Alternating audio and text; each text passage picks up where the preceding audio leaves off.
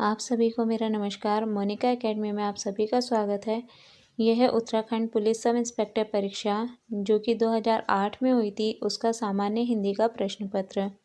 इससे पहले कि आज मैं वीडियो स्टार्ट करूं, उससे पहले मैं आपको बताना चाहूँगी कि आप प्ले स्टोर से मोनिका एकेडमी की ऐप इंस्टॉल कर लीजिए और वहाँ पर आपको एसएससी के कॉम्बो पैक, बैंक के कॉम्बो पैक और भी अन्य बहुत सारे जो भी गवर्नमेंट एग्ज़ाम्स होते हैं उनकी टेस्ट सीरीज़ मिल जाएगी और ये बहुत ही कम प्राइस में है। और सभी टेस्ट सीरीज़ के साथ में उनको डेमो टेस्ट भी दिए गए हैं। तो एक बार प्लीज़ आप लोग ऐप इंस्टॉल करके ज़रूर देखिएगा कि आपके लिए कौन सी टेस्ट सीरीज़ अच्छी हैं या किन से आप अपनी तैयारी अच्छे से कर सकते हैं। और इसमें 1000+ टेस्ट सीरीज़ आपको मिल जाएंगी। Thank you. इसका फर्स्ट पार्ट हम कर चुके हैं जिसमें हमने 40 प्रश्न कर लिए थे। आज हम करेंगे 41वां प्रश्न। तो चलिए वीडियो स्टार्ट करते हैं। कौन सा शब्द अज शब्द का अर्थ नहीं है? ब्रह्मा, बकरा, शिव, अनजान। तो इसका सही जवाब है अनजान। निम्नलिखित में कौन सा कर शब्द का अर्थ नहीं है? हाथ, टैक्स, कर्म, किरण। तो इसका सही जवाब है कर्म। निम्न में से कौन सा विलोम युग्म ठीक नहीं है? अपव्यय मितव्यय, आज्ञा का निंदा, उपकार का भलाई, ईर्ष्या का द्वेष। तो इसका सही जवाब है अपव्यय का मितव्यय। निम्न वाक्य को उचित मुहावरा लगाकर पूरा कीजिए। परस्पर विरोधी 44वां प्रश्न हमारा छूट गया है। अज्ञेय शब्द के लिए एक वाक्यांश है। जिसे देखा ना जा सके, जिसे सुना ना जा सके, जिसे जाना ना जा सके, जिसे रोका ना जा सके। तो अज्ञेय के लिए क्या है? जिसे जाना ना जा सके। निम्न वाक्य को उचित मुहावरा लगाकर पूरा कीजिए। परस्पर विरोधी दलों का सहारा लेना। कब्र खोदना है, अपने पाँवों पर कुल्हाड़ी मारना है, जान जोखिम में डालना है, सूरज को दीपक दिखाना है। तो इसका सही जवाब है अपने पाँवों पर कुल्हाड़ी मारना है। माथा ठनकना मुहावरे का अर्थ है भेद खोलना, शक होना, भय से घबरा जाना, पराजित होना। तो इसका सही जवाब है शक होना। गागर में सागर मुहावरे का अर्थ है गगरी को सागर में डुबोना, अपनी बात को बड़ा चढ़ाकर कहना, संक्षेप में गहरी बात कहना, छोटी बात को बहुत शब्दों में व्यक्त करना। इसका सही जवाब है संक्षेप में गहरी बात कहना। निम्न में कौन सा मुहावरा नहीं है? आस्तीन का सांप, उल्लू बनाना, कमर टूटना, दूर के ढोल सुहावने।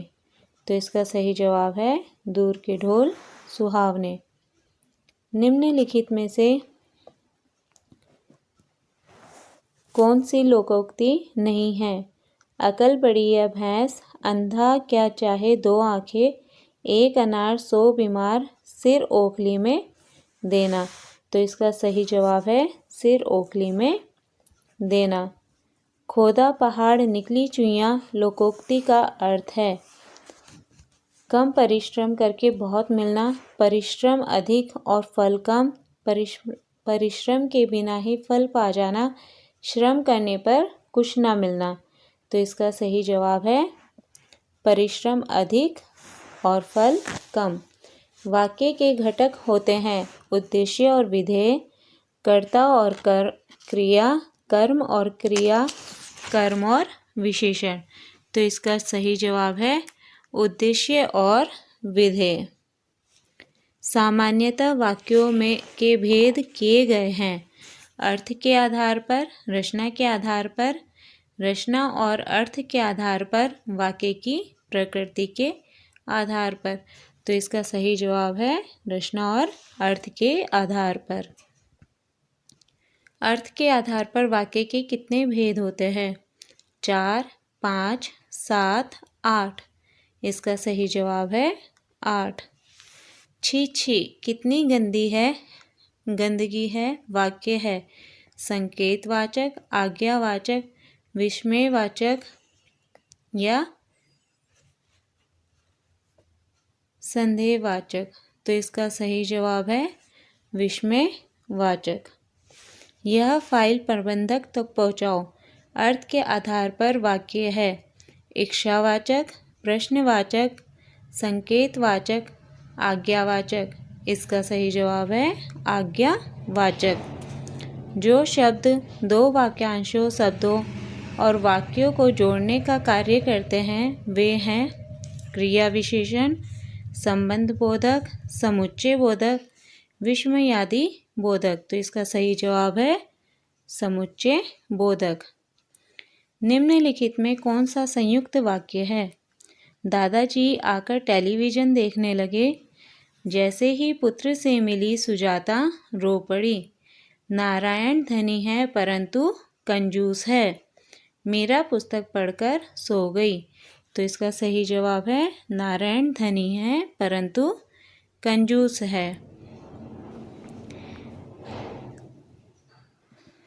निम्न वाक्यों में से संयुक्त वाक्य कौन सा है?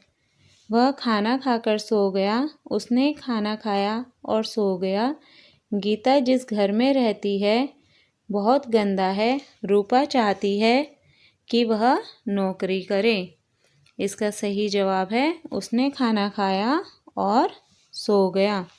निम्नलिखित में कौन सा मिश्र वाक्य है? चोर को देखकर सिपाही पकड़ने दौड़ा। नेताजी भाषण देकर चले गए। सेठ जानता है कि नौकर ईमानदार है। बिजली नहीं थी इसलिए अंधेरा था। तो इसका सही जवाब है सेठ जानता है कि नौकर ईमानदार है। निम्न वाक्य में रेखांकित उपवाक्य है। उस चित्र को उठाओ और जो हुसैन का बनाया हुआ है। तो इसमें रेखांकित वाक्य है हुसैन का बनाया हुआ है। अब इसमें हमें उपवाक्य बताना है कौन सा है। तो संज्ञा उपवाक्य, विशेषण उपवाक्य, क्रिया विशेषण उपवाक्य, प्रधान उपवाक्य। इसका सही जवाब है विशेषण उपवाक्य। आज के लिए वीडियो को यहीं ख़त्म करते हैं। इसका नेक्स्ट पार्ट भी आपको जल्द ही मिल जाएगा। धन्यवाद। और आपको ये वीडियोस अच्छी लगी हो तो प्लीज़ चैनल को लाइक और सब्सक्राइब ज़रूर करें।